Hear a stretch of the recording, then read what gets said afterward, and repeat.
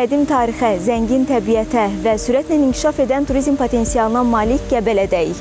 Qəbələ rayon icra hakimiyyətinin başçısı Səbuhi Abdullayevlə birlikdə turizmin rayonun iqtisadiyyatına, eləcə də sosial həyatına verdiyi töhfələrdən, burada həyata keçirilən layihələrdən və gələcək planlardan danışacağıq. Xoş gördük sizi Səbuhi müəllim. Xoş gəlmisiniz, sizi salamlayıram və uğurlar arzulayıram. Təşəkkür edirəm. Səbuhi müəllim, adətən icra vaxtında biz ilk olaraq ünvanlayırıq ki, həmin rayonun icra başçısı bizə rayonun tanıtsın, qısaca məlumat versin. Elə odur ki, siz də Qəbələni bizə necə tanıdardınız? Buyurun, sözü sizə ötürürəm. Qəbələ Azərbaycanın şimal-qərbində yerləşir.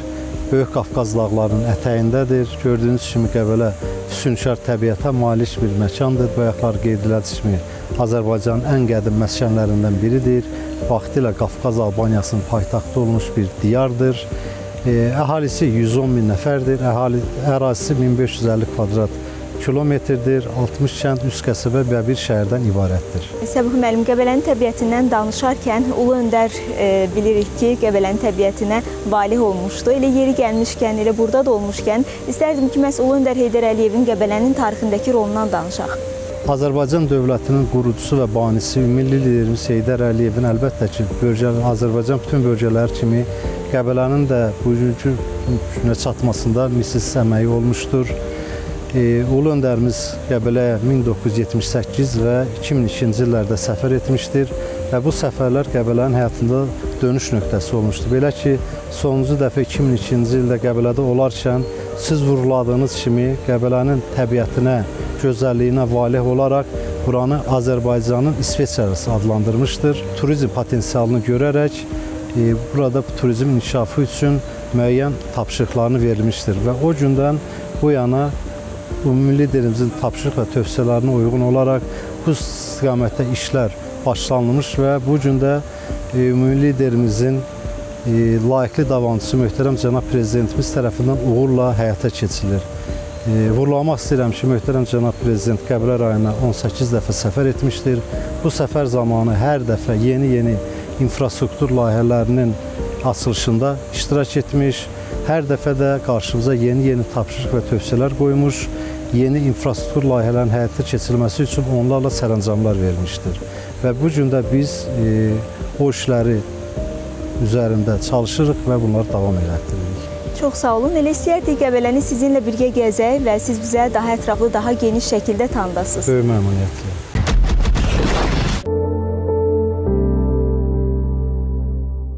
Qəbələ həm də uzun illər qədim Albaniyanın paytaxtı olub və elə hal-hazırda dayandığımız bu məkan da həmin tarixin izlərini daşıyır özündə.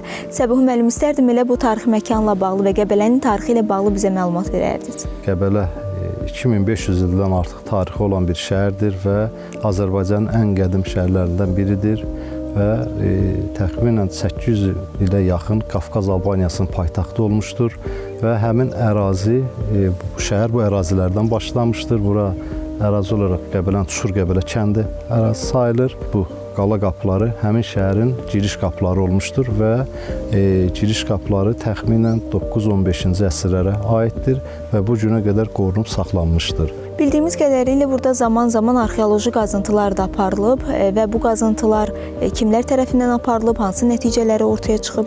Burada bildiyiniz kimi arxeoloji qazıntılar hələ Sovetlər dönəmində başlanmışdır, lakin sonraki məlum hadisələr zamanı bu işlərə uzun müddət fasilə verilmiş və yenidən 2005-ci ildən başlayaraq Azərbaycan Milli Elmlər Akademiyasının Arxeologiya və Antropologiya İnstitutunun əməkdaşları və 2009-cu ildən isə Qəbələ Beynəlxalq Azərbaycan Koreya əməkdaşları tərəfindən burada qazıntı işlərinə yenidən start verilmişdir və xüsusi vurğulamalıyam ki, bu işdə SEBA Azərbaycan Koreya Mədəniyyət Mübadiləsi Assosiasiyasının çox böyük rol olmuşdur.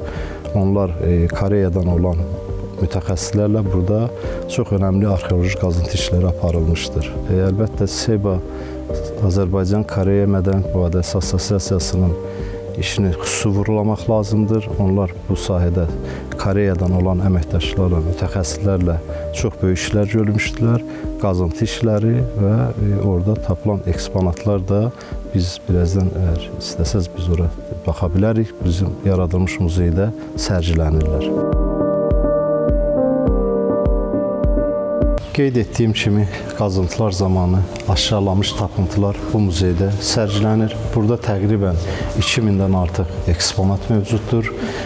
Muzey arxeoloji mərkəzinin nəzdində fəaliyyət göstərir. Burada muzeydən əlavə olaraq laboratoriya və arxeoloji fond da mövcuddur.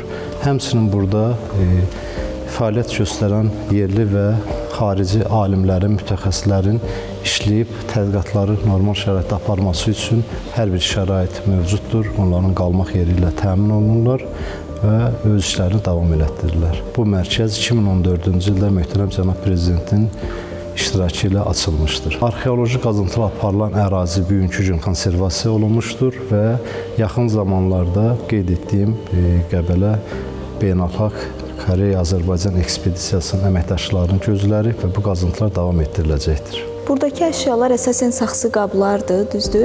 Sikkələr var həmçinin. Başqa nələr var? Burada həm qədim insanların sümük qalıqları tapılmışdır, küplər, qədim ov alətləri və qeyd etdiyiniz mis pul sikkələr burada aşkarlanmışdır. Səbuhi müəllim, bəs Çuxur-Qəbələ kəndi turizm marşrutuna daxil edilibmi? Bura turistlər gəlib, yəni tariximizlə tanış ola bilirlərmi? Bəli, bu ərazi, konkret olaraq bu muzey bizim yerli və xarici turistlərin ən sevimli yerlərindən biridir. Əlbəttə, hər bir ölkəyə gələn xarici vətəndaş həmin ölkənin tarixi ilə yaxından maraqlanmaq istəyir və bu səbəbdən bu muzey çox əhəmiyyətli rol oynayır. Muzey ilə bərabər olaraq oteldə fəaliyyət göstərir. Burada həm yerli, həm xarici turistlərin qalmağa da imkanları var və onlar üçün burada asudə vaxtlarını keçirmək üçün park da salınmışdır. Uşaq əyləncə mərkəzi salınmışdır və onlar da burada öz asudə vaxtlarını rahat keçirdə bilirlər.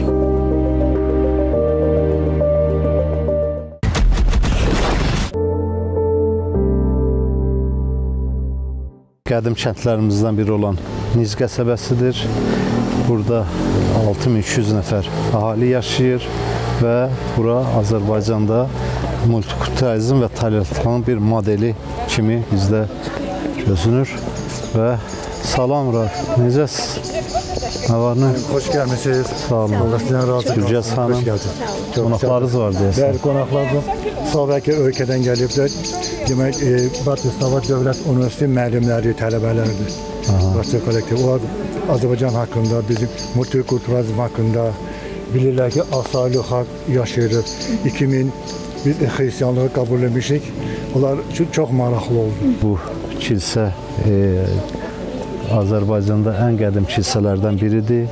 18-ci əsrdə inşa edilmişdir və 2006-cı ildə dövlət tərəfindən bərpa olunmuşdur. Burada qeyd elədiyim kimi kənd qəsəbədə 6200 nəfər əhali yaşayır və yeganə qəsəbədir ki 4000 nəfər udi xalqı nümayəndələri burada kompakt şəkildə yaşayırlar. Burada öz adət-ənənələrini qoruyub saxlayırlar, dini ayinlərini həyata keçirirlər və ən önəmli şərt odur ki, bu işlər hamısı bizim yerli Azərbaycan müsəlman xalqının nümayəndələri ilə bir yerdə həyata keçirilir və çox vurğulanmalı bir haldır ki, bu ərazidə həm Pasxa bayramları, həm Ramazan bayramları, həm Milad bayramı, həm Novruz bayramı qeyd olunur və Hər iki dinin xalqın nümayəndələri birgə iştirak edir. Gülcəz, burada çox maraqlı bir hal da olur ki, bəzən bir masa arxasında həm udilər, həm Azərbaycanlılar bir masa arxasında iftar süfrəsində əyləşirlər.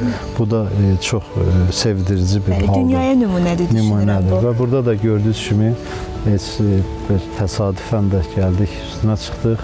Və turizm rayonu olan Qəbələdə bu xüsusilə əhəmiyyət daşıyır. Həm də turizm marşrutunun da üzərində yerləşilməsi bu məkan elə deyilmi? Yəni vaxtaşırı turistlər gəlib görürlər. Bura turistlərin həm turizm marşrutu üzərindədir, həm də bura gördüyünüz kimi burada indi mənə bizə deyirlər ki, Slovakiyadan heyət gəlib.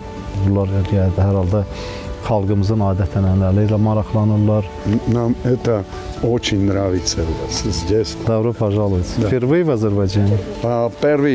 Сейчас первый, но мы приехали еще. Всегда рады вам. Да. Приезжайте. Приезжайте, всегда будем рады.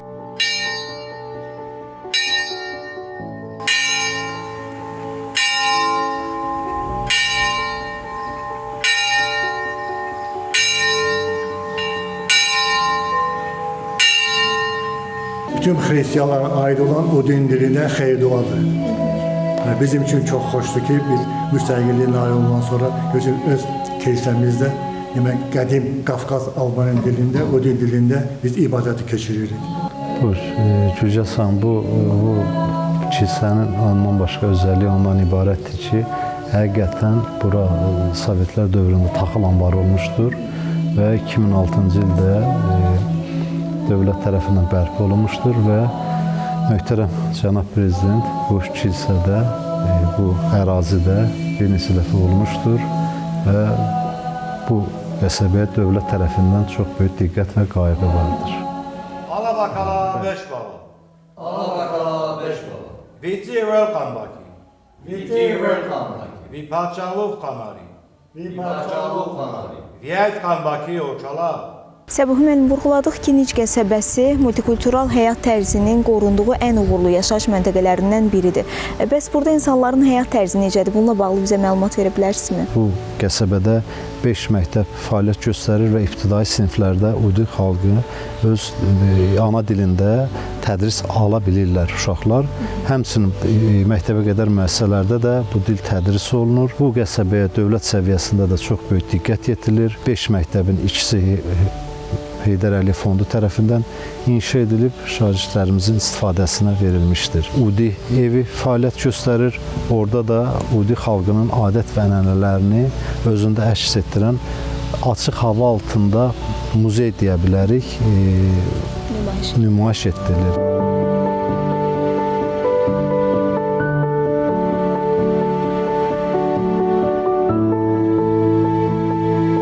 Biz Müqəddəs Yelisey kilsəsinin ardınca Məryəm Ana kilsəsinə gəldik. Bu kilsədə yeni təmir olunub, doğrudurmu? Bu Müqəddəs Məryəm Ana kilsəsi 2020-ci ildə Heydər Əliyev Fondunun vitse-prezidenti hörmətli Leyla xanımın təşəbbüsü ilə Vətən müharibəsi dövründə Heydər Əliyev Fondu tərəfindən təmir olunmuşdur və 2021-ci ildə möhtərəm cənab prezidentin Mehriban xanım Əliyevanın və Leyla xanımın Qəbələ rayona səfərləri çərçivəsində onlar bu kilsədə olmuşlar. Buradakı təmir bərpa işlərindən sonra aparılmış işlərin gedişatı və vəziyyətlə tanış olmuşlar. Hal-hazırda da bu kilsədə də ayinlər icra olunurmu digər kilsə kimi?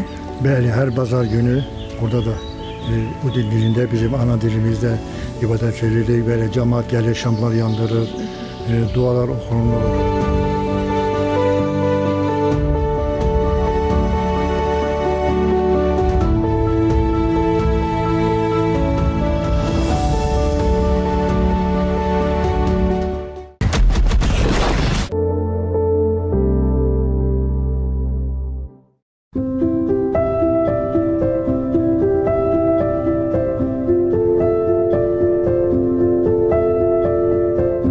Biz hal-hazırda Tufan Qış Yay Turizm İstirahət kompleksindəyik. Məlum məsələ kanatla gəzintiyə çıxmışıq. Elə istərdim burada danışaq məhz Qəbələnin turizm potensialından, eləcə də Azərbaycanın turizm xəritəsində Qəbələnin yerindən. Qəbələ bütün dünyada turizm mərkəzi kimi tanınmaqdadır. Hal-hazırda rayonumuzda 7-si 5 ulduzlu olmaqla 20-dən artıq otel və istirahət kompleksi fəaliyyət göstərir. Bunların da ümumilikdə eyni vaxtda 3000-ə yaxın turisti qəbul etmək potensialına malikdir. Turistlərimiz əsasən həm yerli, həm xarici turistlərdir və bu turizm bizim rayonumuzun əsas iqtisadiyyatın əsas sahələrinin birini artıq təşkil edir. Turizmlə bərabər əlbəttə qeyd edəcəm ki, sənaye də inkişaf edir, fabriklər, zavodlar da, amma əsas prioritet verilir turizmə, çünki gördüyünüz kimi Qəbələnin füsunkar gözəlliyi var, təbiəti var, gözəl təmiz çayları var, bulaqları var, şəlaləri var və bu da öz növbəsində yerli və xarici turistləri cəlb edici rol oynayır. Əsasən hardan gəlir xarici turistlər? Turistlərimiz əsasən bir qayda olaraq Körfəz ölkələrindən, Səudi Ərəbistanı, Birləşmiş Ərəb Əmirlikləri, Hindistan, Pakistan və çox sevindirici haldır ki, son zamanlar Avropa ölkələrindən, İsraildən, Fransadan və bir çox ölkələrdən artıq bura Rusiyadan turistlərin gəlişində artım vardır. Bildiyiniz kimi Qəbələdə beynəlxalq hava limanı fəaliyyət göstərir, dəmir yolu xətti göstərir və bu da turistlər və bilirsiniz Bakı-Qəbələ avtomobil yolu yenidən qurulur və bu da turistlərin rahat gəlib çatmasına və burada istirahət etməsi üçün böyük şərtdir. Əlbəttə, həm də saylarının artması deməkdir əslində. Müsbət haldır ki, bu dinamika ay-bay, il-il artır. Elə burada olmuşkən Qəbələnin dağ turizm potensialından da bir qədər danışaq. Məhz Tufan dağ turizm istirahət kompleksinin buradakı rolu nədən ibarətdir? Tufan dağ yay qış kompleksi əhəmiyyəti ondan ibarət ki, bilirsiniz ki, burada əsasən xizəkçilik inkişaf etmişdir. Ümumiyyətlə, dağ xizəkçiliyi və hətta qış idman növləri Azərbaycan üçün o qədər də xarakterik deyildi. Lakin bu kompleks istifadə verildikdən sonra xüsusilə yerli turistlərimiz bu idman növünə çox maraq göstərdilər. Qışda xüsusilə xizəkdən istifadə edilən sayında artım var və öz üzərlərində də çalışıb bunu öyrənirlər. Həmçinin bu kompleks fəaliyyətə başlayandan sonra qış idman növü üzrə həvəskar olan turistlər, xarici ölkə turistləri də bura marağı artdı və bayaq qeyd elədiyim kimi bunda hava nəqliyyatının böyük rolu oldu və bu turizm obyektinin önəmi ondan ibarət ki, burada 4 fəsil fəaliyyət göstərir. Qışda xizək, yayda isə turistlərimiz bu Qəbələnin bu gözəl füsunkar mənzərəsindən yararlanırlar. İstər dağ gəzintisi, istər adi fotoşəkil çəkintisi və burada fəaliyyət göstərən yaşayış obyektləri, restoranlar, kafelər, hər ölkədən gələn turistlərin zövqünə uyğun qida, ona görə də burada insanlar özlərini gəlib komfortlu hiss edə bilirlər.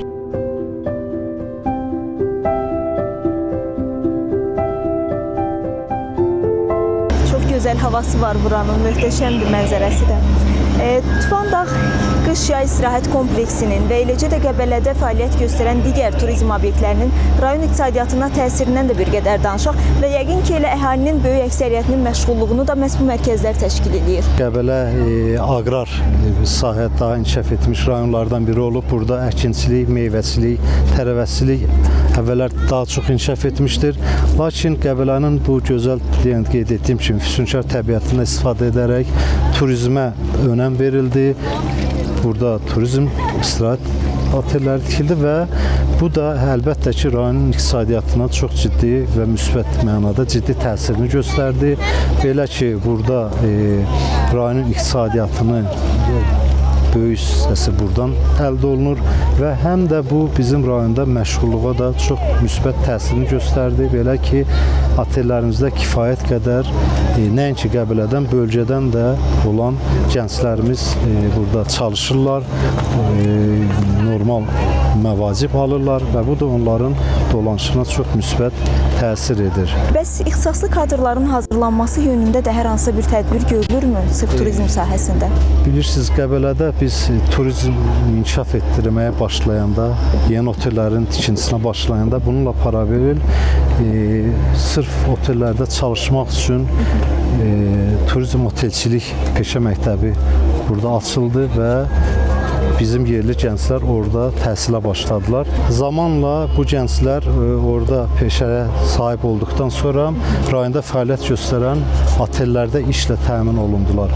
Hal-hazırda həmin məktəbdə bölgə, 56 bölgədən 40 ixtisas üzrə bizim şagirdlərimiz təhsil alırlar və onlar oranı bitirdikdən sonra tələbələrimiz bu nəinki Qəbələdə, ətraf bölgədə də turizm istirahət komplekslərində işlə təmin olunurlar. Tufan dağ qış yay turizm istirahət kompleksinin ən üst belə deyək də mərtəbəsindəyik, doğrudurmu? Çox gözəldir burada mənzərə bu öz yerində, amma həm də müşahidə elədim ətrafda yaşayış məntəqələri də var. Yəni burada kəndlərdə yaşayır da əhali, doğrudurmu? Və onlar da əlbəttə ki, turizm öz töhfəsini verirlər. Bəli, biz hal-hazırda Tufan dağ yay qış istirahət kompleksinin yüksək nöqtəsi olan Yatmış Gözəl adlanan ərazisindəyik və burada gördüyünüz kimi turistlər istirahətə qalxırlar və vurguladığınız kimi burada yaxınlıqda Duruca adlanan yaşayış məskəni vardır və biz də artıq bu kəndin yerindən, coğrafi mövqeyindən istifadə edərək bildiyiniz kimi Tufan dağ istirahət kompleksinə, otelə yaxın olduğuna görə biz orada kənd turizminin layihəsi üzərində artıq çalışırıq. Orada olan evlər artıq siyahıya alınıb. Hər bir ev üçün individual qaydada layihələr işlənilib və çalışırıq o evləri yeni müasir üslubda təmir edək. Əlbəttə bu da o kənddə yaşayan insanların iqtisadi durumuna çox müsbət təsirini göstərəcək. Qeyd etdiyim kimi layihələr artıq işlənilib, infrastrukturu orada artıq üzərində çalışırıq. Kəndə yeni yol salınır, qaz xətti çəkiləcək, artıq ora rabitə internet xətti çəkilib və mərkəzdə qədim bir məscid var. Artıq məscidin təmiri başa çatdırılıb. Və bu əlbəttə kənd turizminin inkişafına öz töhfəsini verəcək. Bu kənd turizmi bizdə nəinki Duruca kəndində, ümumiyyətlə kəndlərdə də. bizdə otellərlə bərabər yerli ev turizmi də çox inkişaf edib. Belə ki, evlərdə, fərdi yaşayış evlərində qalan turistlərimizin sayı demək olar ki, otellərdə qalan turistlərimizin sayı ilə təxmini desək bərabərdir. Bu da əlbəttə yenə deyirəm, yerli əhalimizin rifah halının yaxşılaşması üçün böyük bir töhfədir. Bayaq siz bir sual verdiniz, rayonun iqtisadiyyatına bunun nə dərəcədə təsiri. Vurğulamaq istəyirəm ki, otellərimizdə istifadə olunan qida məhsulları hamısı demək olar ki, bizim yerli kənd sakinlərinin istehsal etdiyi məhsullardır. Ət məhsulları, süd məhsulları, meyvə, tərəvəz. Yəni kəndçi bilir ki, onun əkib becərdiyi məhsul otel tərəfindən alınacaq və o da marağındadır ki, təsərrüfatını artırsın və öz əlbəttə ki, iqtisadi durumunu düzəltsin. Artıq qayıdırıq, Tufan dağla demək olar tanış olduq. Mənə maraqlıdır, bəs növbəti illərdə yeni layihələr varmı? Başqa hansı planlar var turizm sahəsinin inkişafı ilə bağlı? Dediyiniz kimi, bəli, bugünkü gün rayonda turizm inkişafı istiqamətində işlər davam etdirilir. Yeni otellər, yeni istirahət mərkəzləri tikilir. Buna misal olaraq yeni otel Movenpick tikintisinə başlanılıb, ilin sonuna təhvil verilməsi nəzərdə tutulub. Nəinki Azərbaycanda bölgədə analoq olmayan Akvapark istirahət mərkəzi tikintisi işləri davam etdirilir. Bildiyiniz kimi möhtərəm cənab prezidentin bizlərin qarşısında qoyduğu tapşırıq ondan ibarətdir ki, tək bölgələrdə tək dövlət layihələri həyata keçirilməsin, həmçinin xarici investorlar cəlb olunsun. Bu baxımdan Qəbələdə bu günləri xarici investisiya olaraq alkoqollu və alkoqolsuz içkilər müəssisəsi tikintisi sürətlə gedir və yəqin ki, bu ilin sonuna da həmin zavodun istifadəyə verilməsini biz gözləyirik. Həmçinin dövlət layihəsi olaraq siz bunu efirdə də artıq bilirsiniz, möhtərəm cənab prezidentin çıxışlarında da var və onun sərəncamı əsasən Qəbələ rayonunda Yengizə su anbarı tikintisi gedir və bu da aqrar sahənin də inkişafının öz töhfəsini verəcək. Belə ki, o təqribən 10.000 hektar torpaq, yeni torpaq sahəsinin suvarılmasını təmin edəcək. Bilirsiniz ki, bizim rayon həm də turizm, iqtisadiyyat, sənaye ilə paralel idmana da böyük önəm verir. Gənclərə görə bunu mən deyirəm.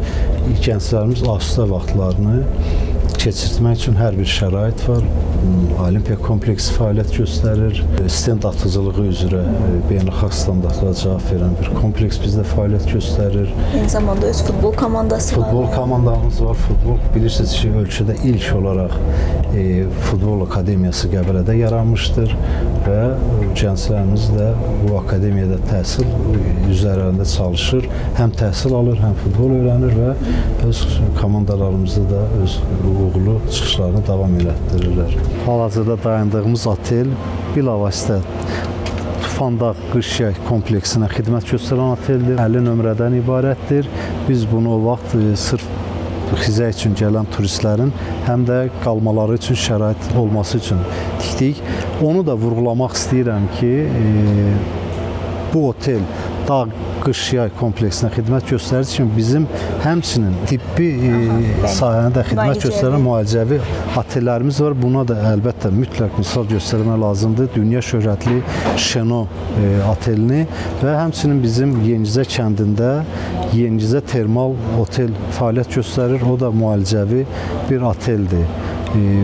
Yəni bunların hamısını deməkdə məqsədim ondan ibarətdir ki, bayaq vurguladığım kimi turistlər üçün biz şərait yaradanda bütün sahələri fikirləşir. Həm rezort istirahəti, həm şəhər otelləri, həm müalicəvi otellər, həm də belə dağ turizminə xidmət göstərən Demək olar otellər. Qəbələdə turizmin bütün sahələri əhatələnib. Bunun üzərində çalışırıq və bu sayədə də bu işlər davam elətdiririk. Siz icra hakimiyyəti olaraq işinizi otellərlə və sahibkarlarla necə qurursunuz? Onların maraqlanırsınızmı problemləri ilə, hansı formada onlara dəstək göstərirsiniz? Biz mütəmadi olaraq otel rəhbərləri ilə, otel menecerləri ilə görüşlərimiz keçir. Onları narahat edən problemlərlə maraqlanırıq. Onları narahat edən suallar, problem olarsa bizə müraciət edirlər və işimizi çalışırıq, qarşılıqlı quraq və əlbəttə onların işində bizim ən böyük dəstəyimiz onların da üzərinə düşən vəzifələrdən ən önəmlisi onların beynəlxalq əlaqələrini inkişaf etdirməkdir, beynəlxalq təcrübəni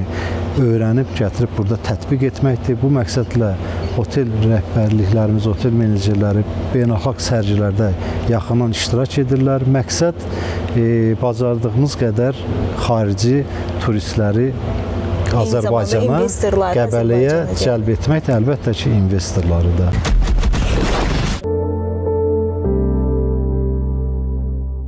Qəbələ həmçinin beynəlxalq tədbirlərin keçirildiyi bir məkandır. Elə hal-hazırda dayandığımız Qəbələ Konqres Mərkəzi də həmin tədbirlərə ev sahibliyi edib. Hansı tədbirlər keçirilir Qəbələdə?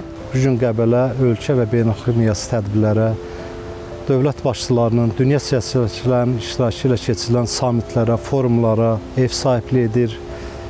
Belə tədbirlərdən əlbəttə ən önəmlisini bu məkanda keçən il oktyabr ayında Türk dünyasının 8 liderinin Qəbələdə tədbirdə iştirakı düşünürəm ki, Qəbələnin çox böyük uğuru deməkdir. Qəbələ həm də nəinki turizm, beynəlxalq tədbirlər mərkəzi kimi, həm də mədəniyyət mərkəzi kimi tanınır. Belə ki, Azərbaycan Respublikası birinci vitse-prezidenti, Heydər Əliyev Fondunun prezidenti, çox hörmətli Mehriban xanım Əliyevin təşəbbüsü ilə və Heydər Əliyev Fondunun təşkilatçılığı ilə Qəbələdə hər il beynəlxalq musiqi festivalı keçirilir və bu il artıq qışda da ikinci Qış Nağılı adlı festival keçirilmişdir və bu festivalda dünyanın bir çox musiqi kollektivləri, dünya şöhrətli musiqiçiləri iştirak edir və bu festivallar bizim şöhrətimizi dünyada daha da tanıtmışdır.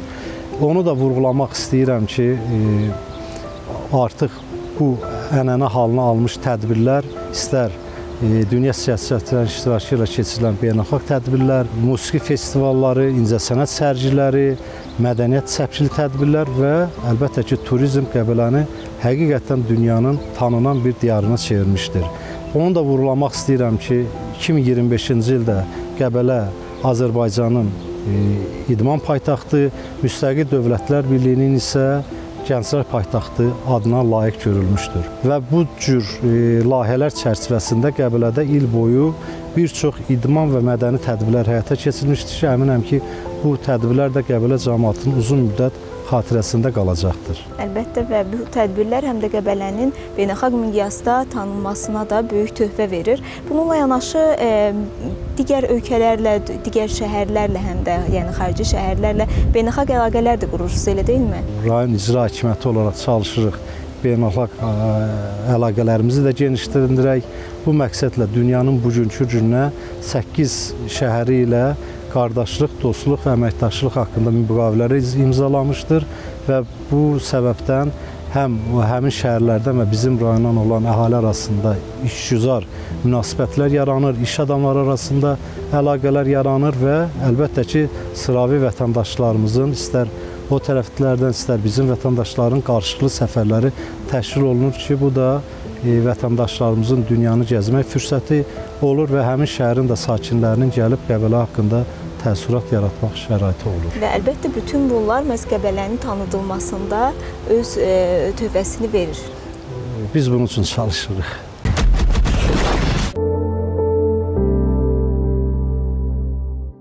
Səbuh müəllim, deyək ki, turist gəlir Qəbələyə, buranın tarixi ilə tanış olur, təbiətini gəzir, zövq alır və milli yeməklərindən də dadır. Bəs asudə vaxtını necə keçirir başqa? Çalışırıq ki, siz deyən kimi rayona gələn istər yerli, istər xarici turistlər Qəbələnin gözəl təbiətindən bərabər burada öz məşhurluğunu da təmin edə bilsin. Bu məqsədlə bax elə bu gün burada olduğumuz bu kompleks adı stend açılığı kompleksi adlanır. Beynəlxalq standartlara cavab verən bir ərazidir. Bura yerli və xarici turistlərimizin ən sevimli yerlərindən biridir. Belə ki, burada onlar həm turist kimi iştirak edə bilirlər, həm də idman yarışı kimi özlərini sınayırlar. Bu ərazidə bundan başqa, konkret bu ərazidən deyərdim ki, beynəlxalq və respublika əhəmiyyətli idman yarışları keçirilmişdir. Ümumi liderimizin xatirəsinə həsr olunmuş tədbirləri keçirilmişdir və bu gün də burada beynəlxalq və respublika əhəmiyyətli yarışları ev sahibliyi edilir. Bəzi ölkələrin bu idman növü üzrə idmançıların təlim məşq toplantılarını məhz gəlib Qəbələdə qalıb və burada keçirilir. Bundan başqa Qəbələdə turistlərimizin asudə vaxtın keçirtməsi üçün Qəbələn Uşaq Əyləncə Mərkəzi fəaliyyət göstərir. Orada istər yerli, istər xarici turistlər çox zaman keçirdirlər. Olimpiya İdman kompleksində həvəs göstərirlər çoxdur. Bundan başqa bizim bəzi məkanlarda bowling, kinoteatr kimi sahələr var ki, orada da insanlarımız gedib asudə vaxtlarını keçirdə bilirlər və əlbəttə ki, ekstrem idman növü olan rafting də bizim turistlərin maraq göstərdiyi sahələrdən biridir.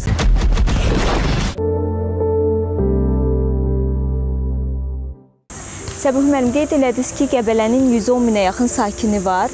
Bəs bu sakinlərin sosial rifah halı necədir? Ümumiyyətlə, onlarla tez-tez görüşürsünüzmü, qayğıları ilə maraqlanırsınızmı? Daha çox müraciətləri hansı yöndə olur? Biz mütəmadi olaraq kəndlərdə qəbullara gedirik, rayon icra hakimiyyətində vətəndaşları qəbul edirik, insanları dinləyirik, onların sosial problemlərini, şəxsi problemlərini və təhlil edirik və təhlillər də göstərir ki, insanlarımızı narahat edən əsas problemlər gündəlik məişət problemləridir, kənddə bəzi sosial problemlərdir və bunları da çalışırıq.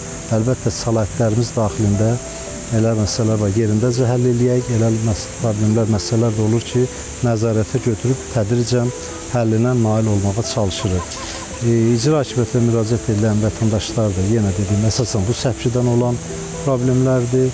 Bizim prioritet sahədir ki, vətəndaşlarımızın narahat edilən heç bir problem mövcud olmasın.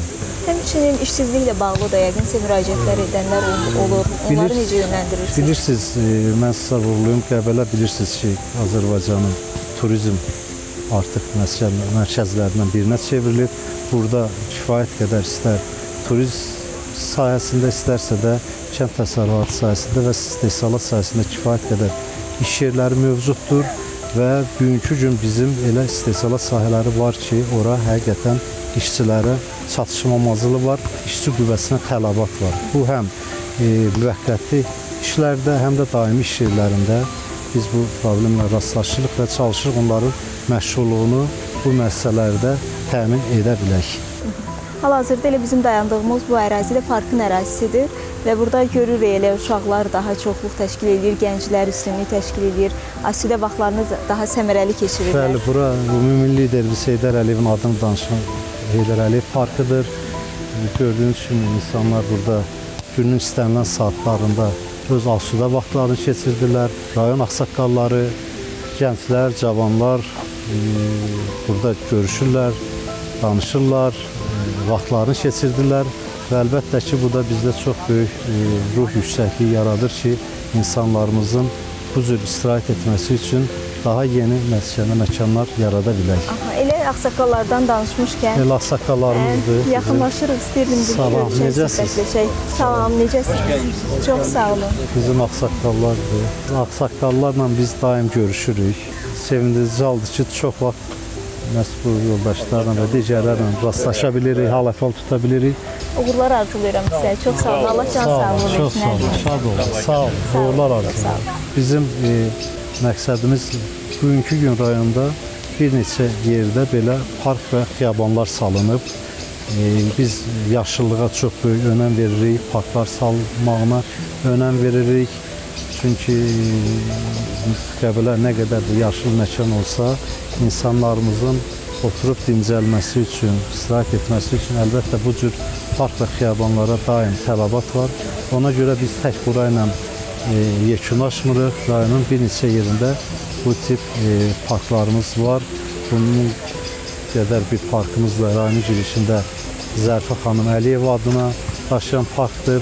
Orada günün istənilən saatlarında əhalimiz həm dincəlir, həm yürüyüş edir və əlbəttə ki, xaricdən gələn turistlərimiz də bu cür gözəl yerdə olurlar. Təbiətdən zövq alırlar. Yerli əhali ilə əlaqələr yaradırlar, görüşürlər, danışırlar.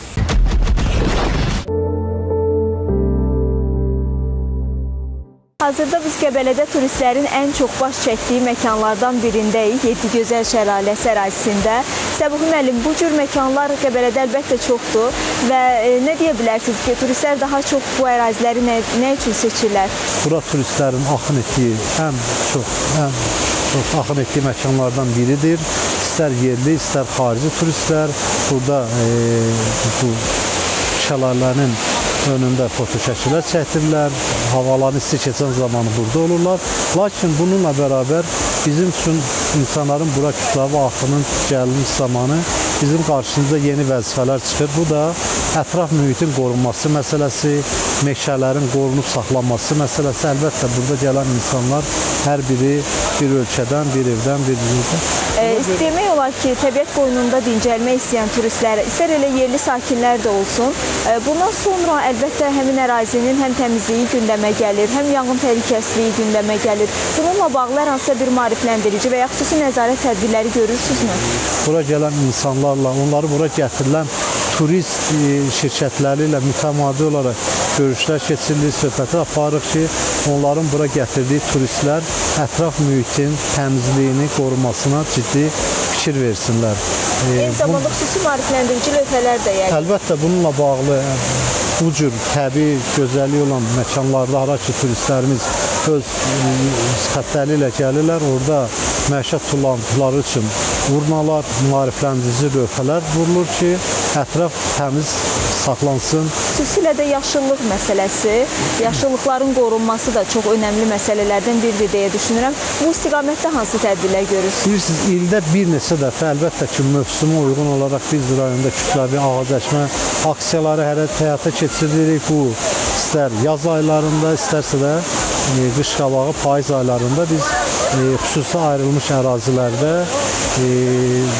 ağac əkmə aksiyaları keçirib. Bu da Qəbələnin nə qədər də olsa yaşıl turizmin inkişafı üçün gələcəkdə öz perspektivini göstərəcəkdir. Əlbəttə bilirsiniz ki, turizm infrastrukturu həyata keçirilərkən bizim üçün mütləq yaşıllıqların, meşələrin qorunmasıdır. Bizim bir nömrəli məqsədimiz turizmi inkişaf edərkən təbii sərvətimiz olan bu yaşıllıqların qırılması, məhv olması yox, onların qorunub gələcək nəsillərə ötürülməsindən ibarətdir. Və bu meşə zolaqlarının və yaşıllıqların salınmasında əlbəttə ki, böyük dəstəyi və qayğını biz İDEA İctimai Təşkilatı tərəfindən daim hiss edirik. İDEA Təşkilatının rəhbəri Leyla xanımın Qəbələnin füsunkar təbiətinə çox böyük önəm verdiyini bilirik və onun da bu sahəni nə qədər diqqətə saxlandığını bilirik və ona görə də ayrıca öz adımızdan, Qəbələ cəmaatı adından təşəkkürümüzü bildiririk. Vurğulamaq istəyirəm ki, nəinki Yeddi Gözəl Şəlaləsi, Mutçuq Şəlaləsi, bildiyiniz kimi Qəbələdə öz gözəlliyi ilə fərqlənən Nohur Gölü mövcuddur.